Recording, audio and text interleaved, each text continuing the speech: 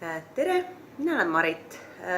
Lõpetasin keskkooli juba tegelikult 1999 ja sellel ajal arvutid alles jõudsid koolidesse ja arvutiõpe oli midagi väga uut. Tänapäeval ei kujuta oma elu arvutiteta ette ja arvutit saab kasutada väga edukalt ka keeleõppeks. Mina ise räägin vabalt inglise keelt, vene keelt, natukene soome keelt ja asusin õppima itaalia keelt. Ja itaalia keel ongi tegelikult see keel, mida ma asusin õppima e-tuge kasutades. Sest olgugi, et alguses oli internet ja selle kaudu õppimine minu jaoks võõras, siis tegelikult on seal päris palju eeliseid, mida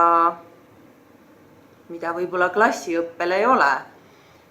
Sa saad alati üle korrata, kui midagi meelest ära läks.